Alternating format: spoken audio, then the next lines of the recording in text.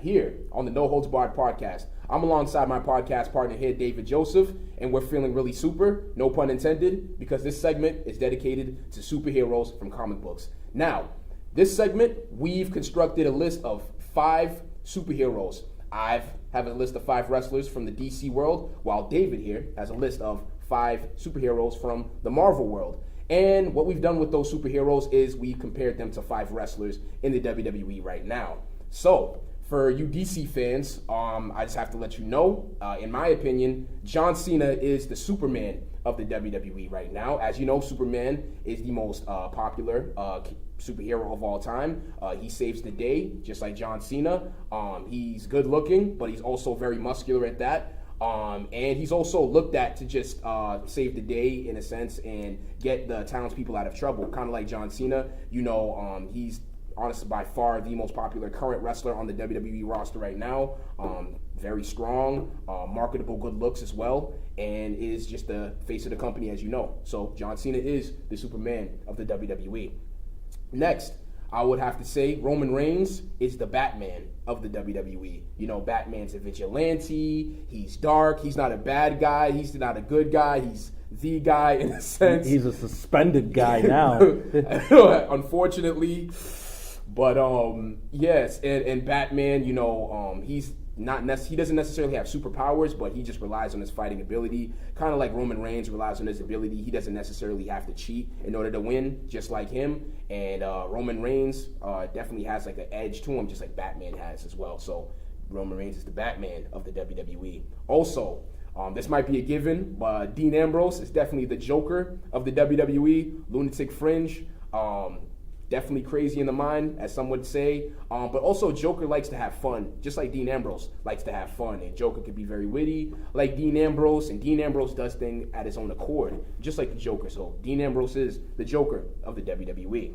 Next, we have Brock Lesnar. And I would have to say Brock Lesnar is the Bane of the WWE, because Bane is very jacked. He's huge. He's a big man. And whenever he's not around all the time, but when he's around, he just sets out destruction, and he destroys just cities and people and cars and stuff. Kind of like Brock Lesnar. Like, he'll show up once in a blue moon. He's on a part-time schedule in the WWE, and when he shows up, he's looking to hurt somebody and just destroy someone with an F5, break someone's arm with the Kimura lock, like he's done with John Cena and Triple H, of course. And of course, he set out destruction to the Undertaker at WrestleMania 30 at that. So Brock Lesnar is the Bane of the WWE. And number 5 on my list, I would have to say Seth Rollins is the Green Arrow of the WWE. Now, I know what you're thinking. Okay, Green Arrow, you know, he's an archer.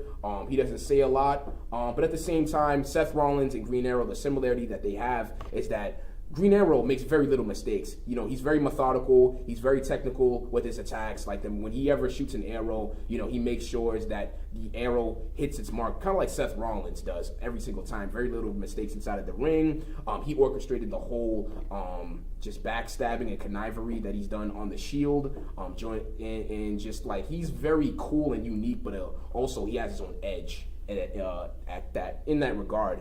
So definitely Seth Rollins is the Green Arrow of the WWE, and that's my list for DC Comics. David, what's yours for DC Marvel? Comics, catering to the DC comic fans, but now it's my turn to cater to the Marvel fans a little bit. I'm going to tell my wrestlers and their Marvel Comics counterparts. I'm going to jump right into this list and start with Brock Lesnar. My best Paul Heyman impersonation. But let's jump right in. Brock Lesnar is the Hulk of the WWE. Okay. Hulk is a massive, monstrous man that tears everything in his path. It doesn't matter if you're good. It doesn't matter if you're bad. If you get in the Hulk's way, he will crush you. And I think Brock Lesnar has those similar attributes that he brings to the WWE. Big, massive man, bigger than a lot of the wrestlers they have. Just looks like he's carved out of stone. He's so chiseled. He's destructive. He's destroyed people in MMA. He's destroyed people in the WWE, the kayfabe world, and I definitely think he has a lot of the similar attributes to comic book hero the Hulk.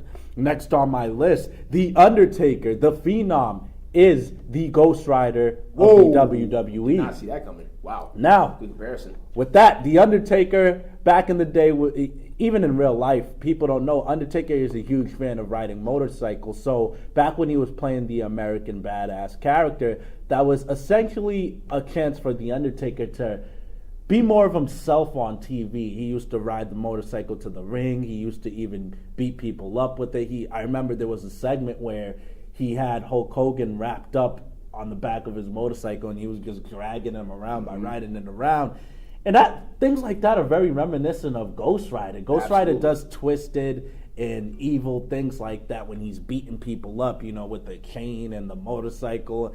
And Undertaker's evil. He's big evil at the end of the day. He's a supernatural dark presence, and I think he shares that characteristic because Ghost Rider is also supernatural. Ghost Rider could turn his face into a skull with the flaming head, and he could do the whole look into my eyes thing. And they just have such a very cool and evil presence to them while at the same time fighting for justice, which is why I think Undertaker is the Ghost Rider of the WWE. Next up is the Lunatic Fringe, Dean Ambrose.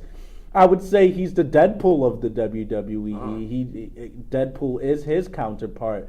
He's anti-hero. He doesn't really do goody two-shoes things, but he doesn't really do bad things. He kind of just does whatever he wants. He goes with the flow. And Dean Ambrose is like that with Deadpool. And Deadpool, he's known as the merc with the mouth. That's short for the mercenary with the mouth.